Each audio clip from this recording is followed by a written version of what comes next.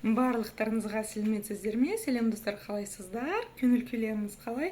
Камераның алдында Юлия from Казахстан. Приветствую вас, дамы и господа, перед камерой Юлия from Казахстан. И мы продолжаем учиться читать по-казахски.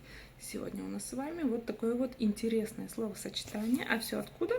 А все вот из этой вот книженцы. Итак, давайте скорее научимся это читать. Құзыреті шегінде. Құзыреті шегінде. И перевод таков: в пределах компетенции.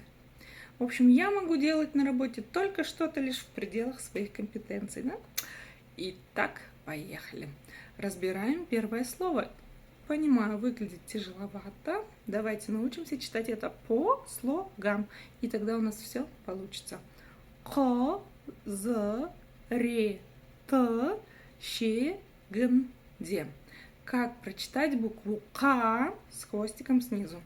Для этого нужно отхаркнуться через букву К обыкновенную. К. Надеюсь, у вас все получилось. Дальше идет буква У с черточкой снизу.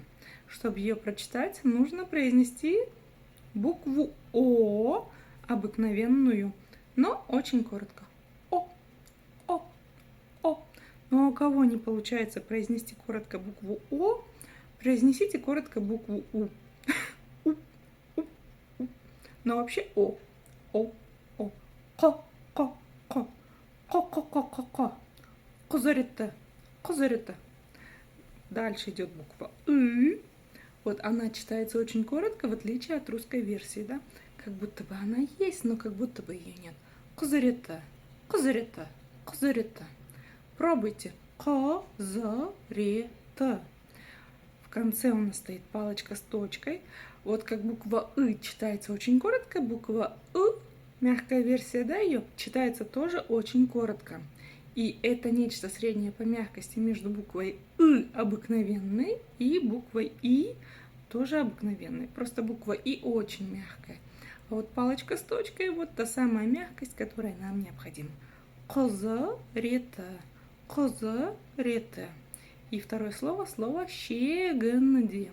Здесь нет ничего сложного, просто скажу, что вот буква Е, она как пишется, так и читается и вообще не искажается. Собственно, как и все буквы в казахском алфавите. Одна буква, один звук, никаких искажений. Құзыреті шегінде. В пределах компетенции. Құзыреті шегінде. Ну все, дамы и господа, надеюсь, я вас сегодня научила чему-то полезному в наших соцсетях. И